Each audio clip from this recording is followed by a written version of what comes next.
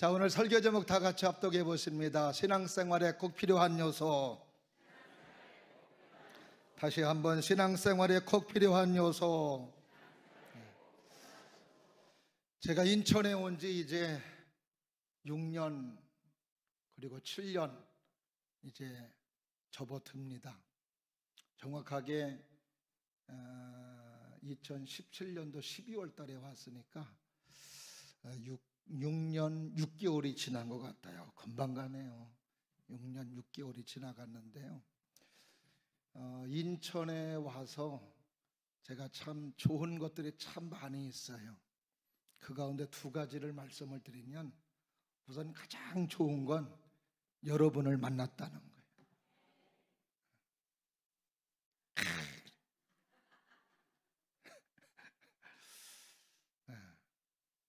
복지교회를 만나고 또 여러분들을 만나서 함께 기도하고 또 천국을 향해서 함께 동역자가 되고 또 하나님의 말씀을 듣고 기도하면서 함께 살아간다라고 하는 것, 참 하나님의 축복이고 하나님의 은혜 받고 살아간다라고 하는 것을 늘 잊지 않고 살아가고 있습니다.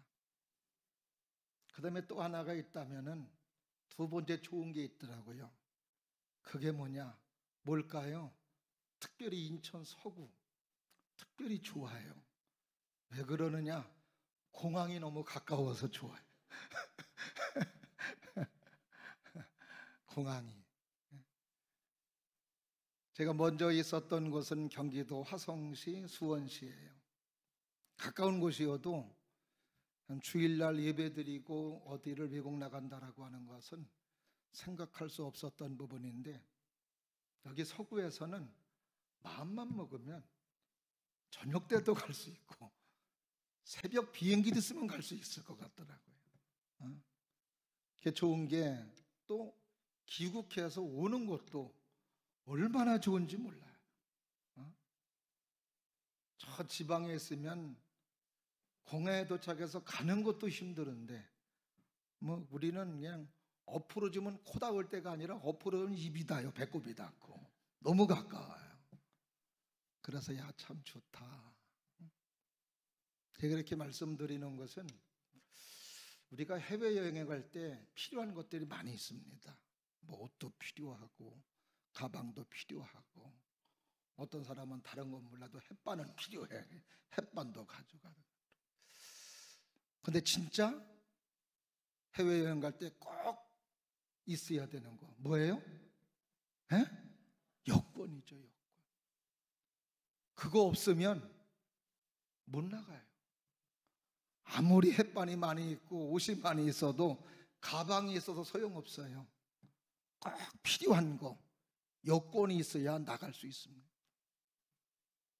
언젠가 성지순례 갈 때 어떤 분은 그 여권을 가져오지 못함으로 말미암아 그 비행기에 출발하지 못하고 다음번에 온 분도 있습니다. 이게 꼭 필요한 거 있어야 되죠.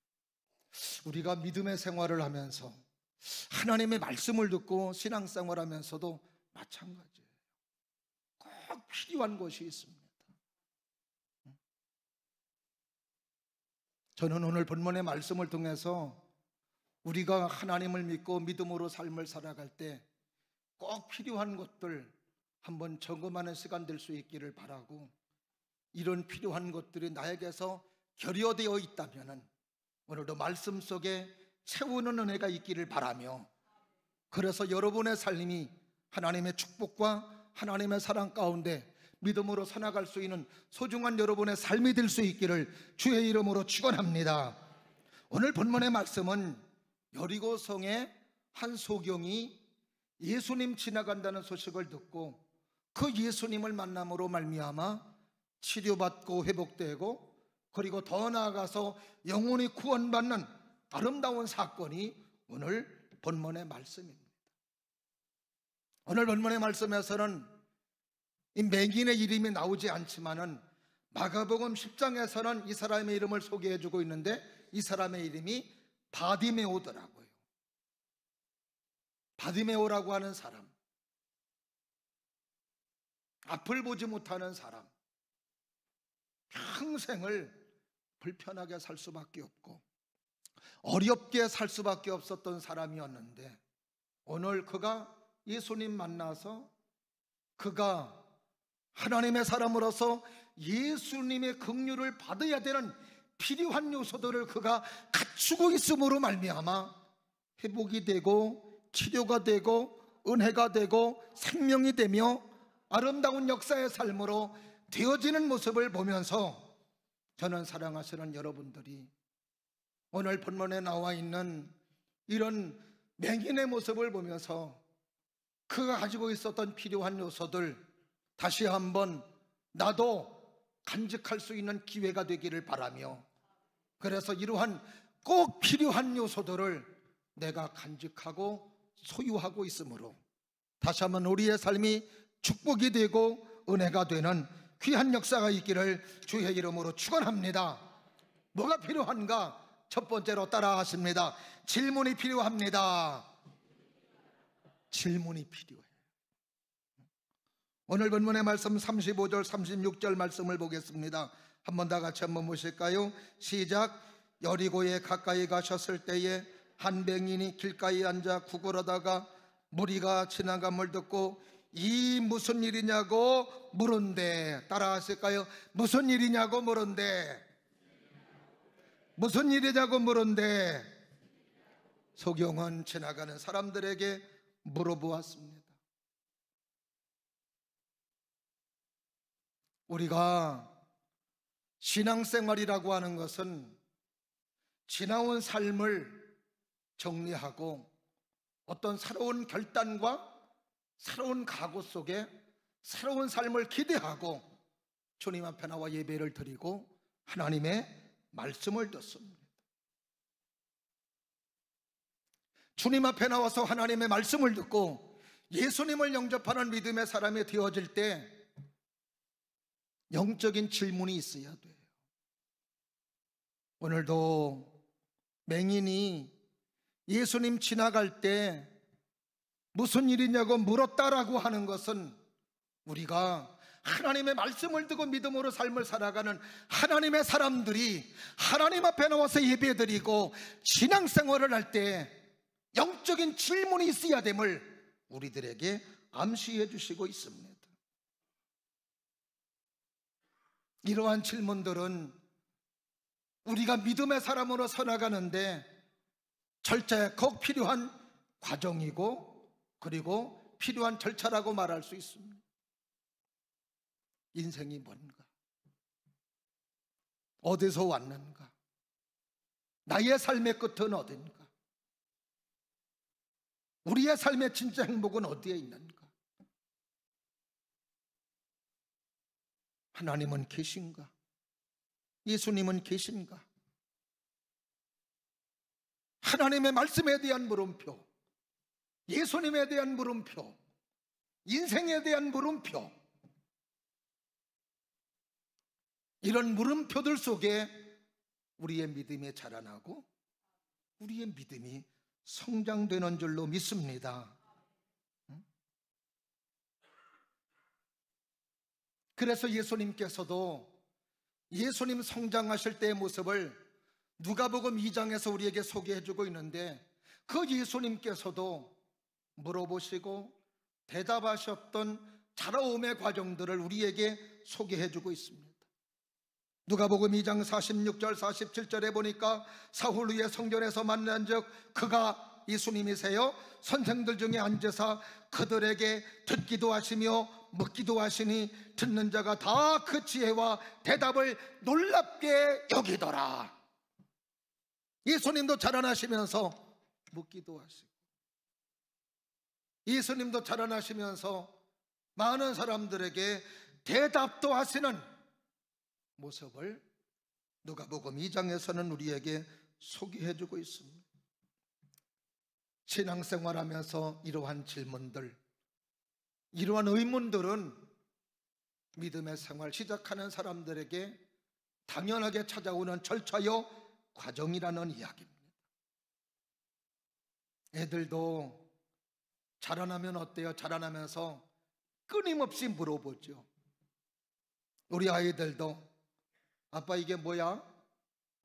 엄마 이게 뭐야? 아빠 이게 뭐야?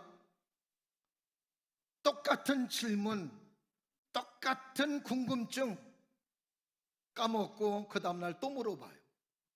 아빠 이게 뭐야? 엄마 이게 뭐야? 그러면은 아빠 엄마들은 구박하는 엄마, 구박하는 아빠는 없어요. 자세하게 가르쳐 주죠. 이건 이런 거라고, 저건 저런 거라고. 근데 아이들이 물어보지 아니하면 우리는 그럼 다 배웠느냐? 그게 아니더라고요. 나이 드니까 또 우리도 이제 애들한테 물어보더라고요. 핸드폰은 이게 뭐냐? 이거 어떻게 하는 거냐? 그럼 이것들은 우리는 자기들 자라날 때 자상하게 가르쳐 줬는데 이것들은 그렇게 가르쳐 주지를 않아요. 아빠 어저께 가르쳐 줬잖아요. 엄마는 이거 어저께 가르쳐 줬는데. 배워요, 배워. 막 자존심이 너무 상하는 거야. 나만 그렇지 않을 거예요. 그러면서 사람들은 야, 죽을 때까지 배운다는 말이 맞긴 맞는 거구나 하는 걸 느껴봅니다. 그러면서 우리는 몰랐던 것을 알아가게 되고 습득하게 되고, 그래서 우리의 삶을 좀 편리하게 생활하는 것을 볼 수 있습니다. 그런 궁금증, 그런 의문들 모르면 물어보는 게 맞아요. 언젠가 한번 대전에서 식사집으로 유명한 식당집이 지금은 없어진 것 같아요. 만나식당이라고 들어보셨죠? 만나식당이라고 있어요. 장로님이 운영하는데 처음 간 거예요. 한정식이라고 하는 것을 처음 갔습니다. 근데 이제 이게 뭐가 죽 같은 게 나왔는데, 이렇게 죽 같은 게 나와서 그거를 덥석 4분 중에 목사님 2명이, 그 중엔 저도 포함되어 있어요. 저도 이제 그거 죽 같은 걸 먹었어요. 그랬더니 한 분이 하는 이야기가, 목사님 그거 죽이 아니고 그거 드레싱 소스요, 소스.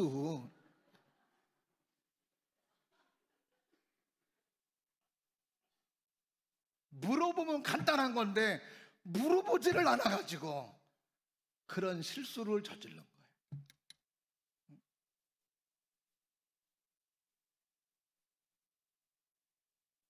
우리가 삶을 살아가면서 하나님의 말씀을 듣고 믿음으로 삶을 살아가는 하나님의 사람으로서 여러 가지 교회 오면은 처음으로 신앙생활 하면 영적인 질문들이 끊임없이 있습니다.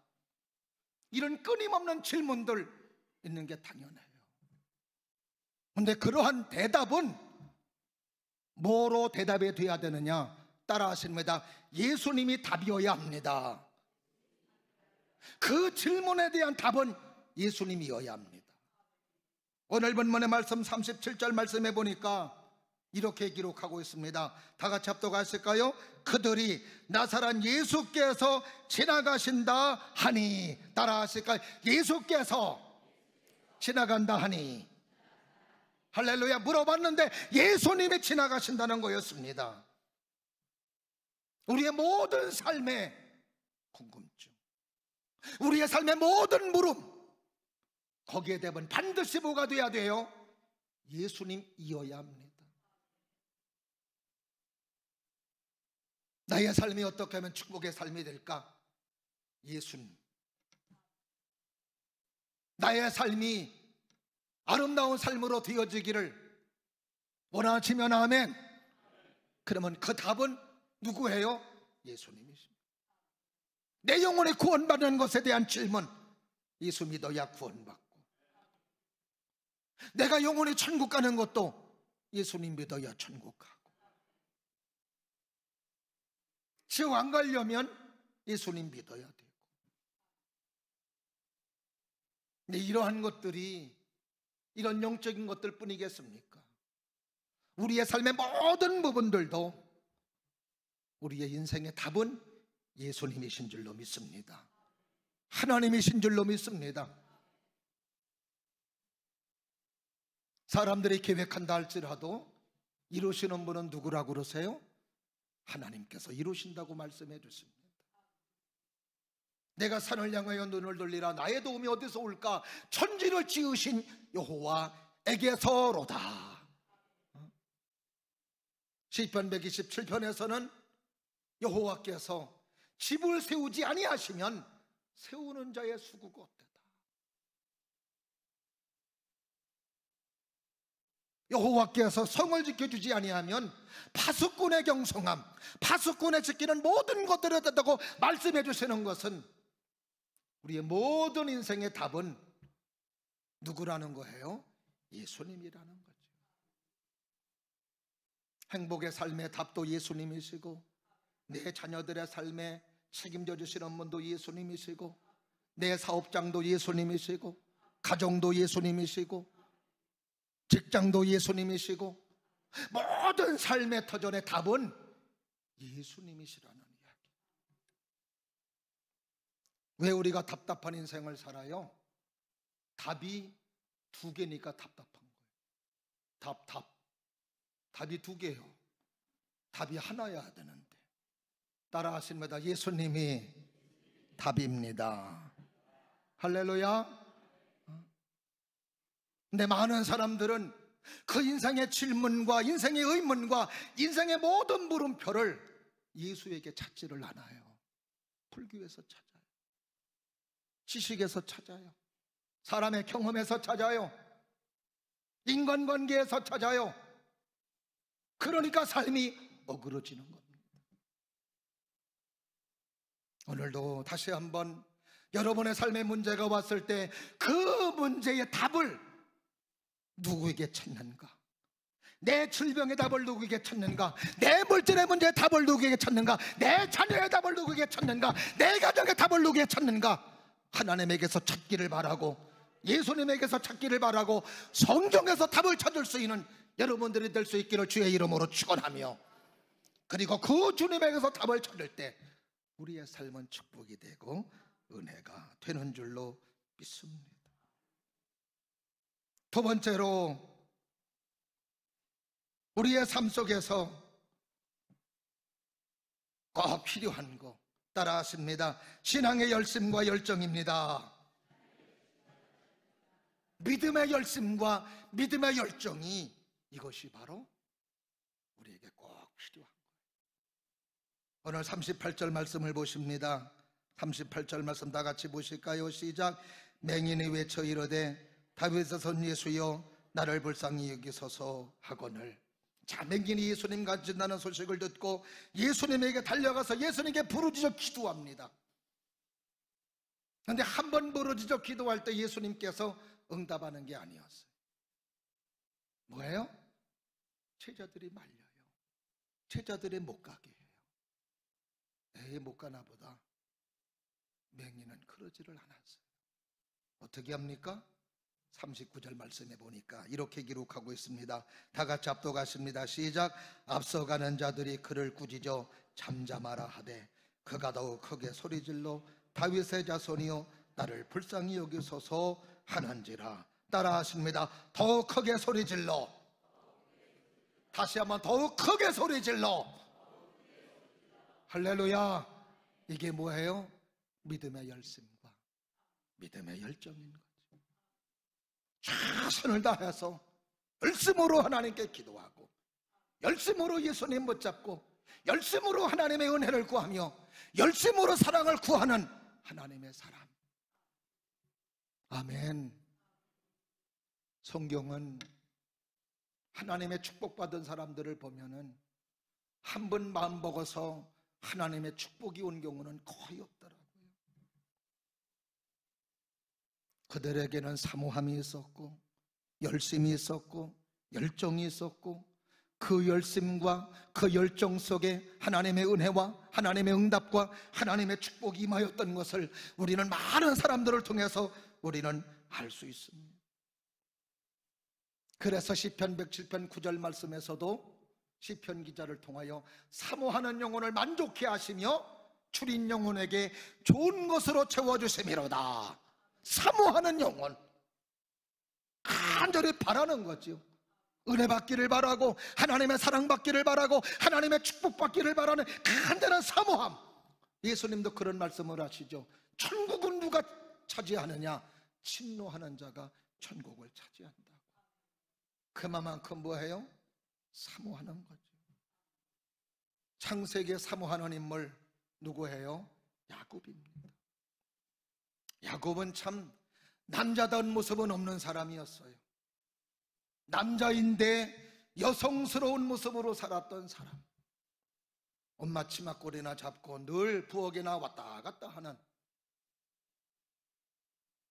근데 그는 하나님의 축복을 덜 사모하는 거죠.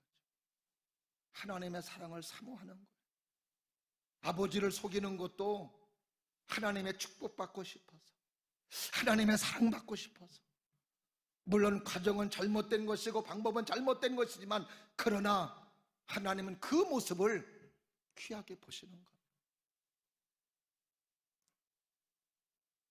21년의 삶을 정리하고 그가 부유한 자가 되어 고향으로 돌아갈 때, 형 에서가 자기를 죽이려고 할 때, 그때 천사와 씨름하는 모습, 약보강에서 천사와 씨름하는 모습을 창세기 32장에서 우리에게 말해주고 있는데, 그 천사와 씨름할 때 얼마나 간절하게, 얼마나 열심으로 씨름을 하든지. 야곱이가 하는 이야기가 있습니다. 당신에게 축복해 주지 아니하면 천사 당신을 보내주지 않겠습니다. 기어이 뭐예요? 하나님의 축복을 받고야 말겠다는 거예요. 하나님의 은혜와 사랑을 받고야 말겠다는 것이었습니다. 오늘도 예배드리는 여러분들에게 이러한 사모함, 이러한 열심, 이런 신앙의 열정이 우리 모두에게 있기를 주님 이름으로 축원합니다. 말콤 콜레드 웰이라고 하는 사람, 태어나기는 영국에서 태어났는데 또 배우기는 캐나다에서 배웠습니다. 그리고 활동은 미국에서 활동을 해요. 이 사람이 얼마나 유명한 사람이고 잘 나가는 사람이냐? 63년생인데 저하고 동갑이더라고요. 근데 이 사람이 강연을 얼마나 잘하는지 전 세계에서 가장 많은 사람들에게 영향을 주는 강연가, 사상가 10인을 뽑는데 그 10인 가운데 한 사람으로 선정된 사람이 말콤 콜레드 웰이라는 사람이었습니다. 이 사람이 주장하는 것 가운데 하나, 한 단계에서 한 단계로 올라갈 때 비결이 있는데 그 비결이 뭐냐? 그게 바로 열정과 재능이라는 거예요. 그러면서 하는 이야기가 1만 시간의 법칙을 이야기합니다. 1만 시간의 법칙을 투자해야 된다는 거예요. 열심히죠. 1만 시간을 따져보니까 하루에 3시간씩 10년입니다. 그것을 하루에 계속 끈기 아니면 못하죠. 열심히 아니면 못하죠. 열정이 아니면 못하죠. 역대 위인들을 조사해 보니까 그런 열정과 노력이 있었다는 이야기입니다.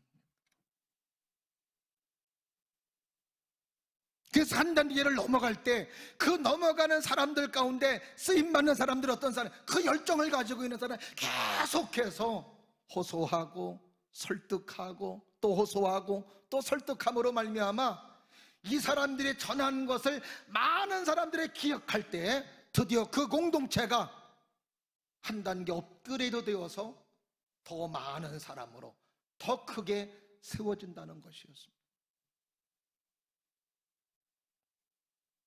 초대교회 성도들이 그런 거죠. 120문도들이 열심을 가지고 열정을 가지고 똑같은 거 반복적으로 예수님 복음 전하는 거예요. 십자가 전하는 거예요. 예수님 부활 전하는 거예요. 그것을 사람들이 기억하면서 초대교회는 120명에서 몇천 명이 되고 몇만 명이 되는, 몇천 명, 몇만 명 중요한 것보다도 더 중요한 건 뭐예요? 우리 주 예수 그리스도께서 피 흘리심으로 말미암아 구원받는 하나님의 사람들이 늘어났다는 거, 이게 가치 있는 것이고 이것이 소중한 것이라 이 말이죠. 몇천 명 되는 교회에서 충성하는 분하고 이야기한 적이 있었습니다. 목사님, 몇천 명 되는 교회라고 그래서 몇천 명이 다 그렇게 충성하는 거 아닙니다. 하는 사람들은 늘 해요. 소수의 사람들이 늘 한다는 것이었습니다. 그 사람들이 계속 설득하고, 그 사람들이 반복적으로 일하고, 그 사람들이 계속 호소하고, 그러므로 말미암아 교회가 자라나고 교회가 성장한다는 이야기죠. 오늘도 저는 우리 사랑하는 여러분들도 이런 믿음의 열정이 있기를 바라고, 믿음의 열심이 있기를 주의 이름으로 축원합니다. 우리가 열왕기상에 보면은 그 아하방 시대 때 모든 사람들이 하나님을 등지고 아사라를 따르고 바알을 따르고 있을 때 유독 하나님을 따랐던 사람이 있었습니다. 그 사람이 바로 엘리야 선지자였습니다.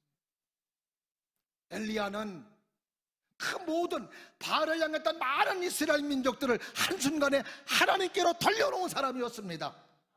어떻게 해서 그런 일이 벌어질 수가 있었을까? 하나님에 대한 열심이 모든 이스라엘 사람들을 하나님께로 돌려놓은 거예요. 열왕기상 19장 14절에 보면은 엘리야가 그런 고백을 합니다. 그가 대답하되 내 만군의 하나님 여호와께 열심히 유별하오니 이는 이스라엘 자손이 주의 언약을 버리고 주의 제단을 헐며 칼로 주의 선자들을 죽여 싸우며 오직 나만 남았거늘 그들이 내 생명을 찾아 빼앗으려 하나이다. 그렇게 수없는 사람들을 돌려놓았음에도 불구하고 아하방과 이세벨이 자기를 죽이는 것 때문에 도망가면서 하나님 앞에 단식하며 호소하는 내용이 바로 이 말씀인데요, 자기는 하나님에 대해 특별한 열심을 가지고 하나님을 섬겼다는 거예요. 그랬더니 갈멜산에서 한순간에 이스라엘 민족들을 하나님을 향하게 했던 것이었습니다. 오늘도 우리가 예배를 드리면서 이런 믿음의 열심이 있기를 바라고, 이왕 한 시간 하나님 앞에 예배 드리는 거 사모하면서, 이왕 하나님 앞에 통성기도할 때 하나님의 은혜를 사모하며 하나님이 축복해 주시기를 바라는, 제가 3번에서 5번 주일날 예배 시간 통성기도합니다. 통성기도하면서 성도들의 기도하는 모습을 봐요. 역사해 주세요, 은혜를 주세요. 진짜 간절한 감 사모함으로. 그런데 어떤 분은 주여 아우 막 쫓아 내려가서 이왕 기도하는, 은혜를 사모하며 갈망하며 막 목마른 사슴이 물을 찾아 헤매이듯이 이렇게 하나님을 찾으면 얼마나 좋을까. 오늘도 그 신앙에 필요한 요소 갖추기를 바라고, 그렇게 기도할 수 있는, 예배드릴 수 있는, 찬송할 수 있는 우리의 소중한 모습이 될 수 있기를 주의 이름으로 축원합니다. 마지막으로 필요한 거 따라 하십니다. 영적 지식입니다. 영적 지식. 오늘 본문의 말씀 38절 다시 한번 읽겠습니다. 시작. 맹인이 외쳐 이르되 다윗의 자손 예수여 나를 불쌍히 여기소서 하거늘. 39절 말씀에서도 다윗의 자손이요 나를 불쌍히 여기소서 하는지라. 따라 하실까요? 다윗의 자손이요, 다윗의 자손이요 나를 불쌍히 여기소서. 예수님에 대한 지식이 분명하고 자기 자신에 대한 지식이 분명한 거예요. 우리가 하나님의 은혜를 받고 하나님의 사랑받고 하나님의 축복의 사람이 되려면 이 영적 지식이 분명해야 됩니다. 예수님이 누군가? 예수님이 누군가?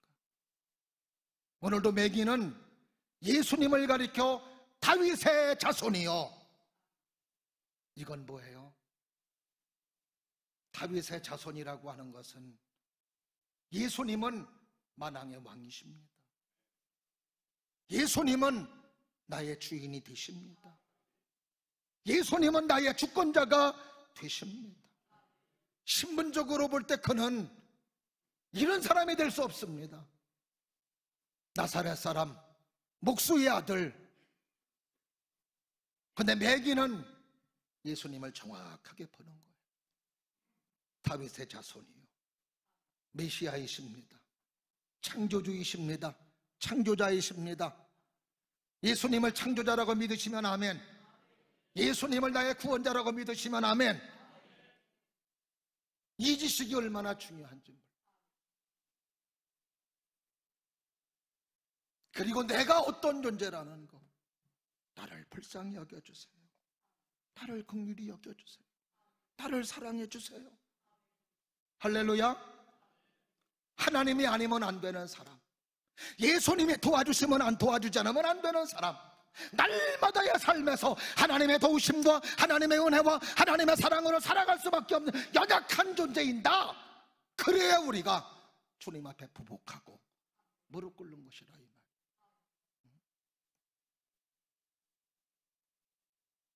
살아가면서 느끼는 것 가운데 하나는 참 연약하구나, 연약해. 3주 전에 우리 어르신 소풍이 있었습니다. 어르신들 게임한다고 그래서 고무풍선 게임이라고 그래서 얼마나 즐거운 마음으로 제가 먼저 스타트로 참여를 했어요. 어렸을 때 풍선 때 터뜨리기 얼마나 재밌어요. 그래가지고 설명을 하는, 야 재밌겠다 그 생각만 한 거예요. 그리고 우리 유순호 권사님하고 같이 짝이 돼서 같이 잘 다녀오고 풍선을 딱 터뜨리는 순간에 허리가 빵 고장난 겁니다. 119 구급대가 왔어요. 움직이질 못해가지고. 이야, 이렇게 약하고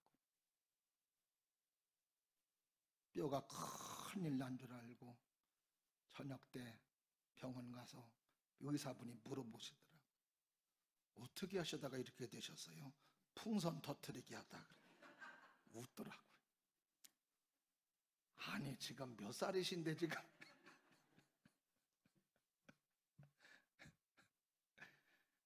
야 이렇게 약해. 이렇게.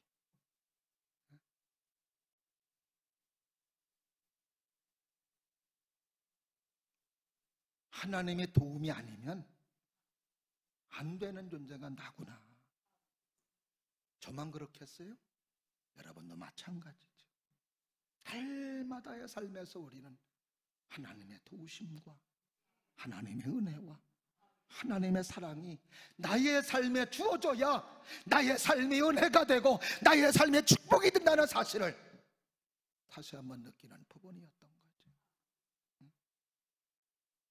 오늘도 다시 한번 우리는 연약한 존재, 그러니 하나님 도와주옵소서. 은혜로 사랑으로 함께하여 주옵소서. 그러니까 사도 바울이 그 예수님 만나고 나서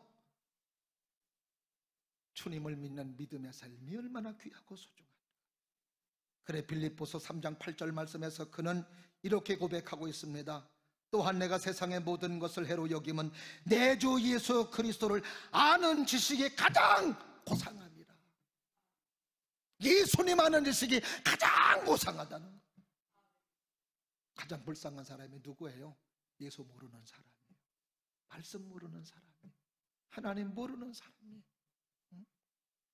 내 인생 내가 책임질 수 있고 내가 살 수 있다고 생각하는 사람의 모습 속에 얼마나 불쌍함이 있습니까? 오늘도 우리는 하나님의 은혜가 아니면 안 되는 사람이라고, 주님이 도와줘야 되는 사람이라고. 할렐루야. 우리의 모든 삶의 영역에 하나님의 도움으로 은혜로 삶을 살라 하면 직장에서도 사업장에서도 자녀들의 삶에서도 인간관계 속에서도 하나님의 도우심의 은혜가 임하고 하나님의 역사 속에 아름다운 열매를 맺어주게 해주시니 하나님을 찾을 수밖에 없고 예수님을 찾을 수밖에 없는. 그래서 잠언서 1장 7절 말씀에 여호와를 경외하는 것이 지식의 근본이거늘 미련한 자는 지혜와 훈계를 멸시하느니라. 오늘 우리는 다시 한번 하나님을 멸시하는 일 없기를 바라고 예수님 존중히 여기고 하나님 존중히 여기면서 나의 삶의 주권자는 예수님이시고 나는 예수님의 도움이 아니면 안 된다는 것을 절실하게 깨닫고 이 요소를 간직하고 나의 삶이 어려운 법은 뭐 때문에 그럴까? 영적 지식이 결여되어 있구나. 하나님에 대한 지식이 지금 빠져나가고 있구나. 다시 말씀을 통하여 그 예수님을 안으로 모실 수 있기를 바라고, 그래서 여러분의 삶이 다시 한번 축복 가운데 아름답게 세워지며 오늘도 맹인이 고침받고 치료받고 영혼의 구원받은 것처럼 우리의 모든 삶도 하나님의 축복으로 더해주시는 아름다운 은혜의 삶이 될 수 있기를 주의 이름으로 축원합니다.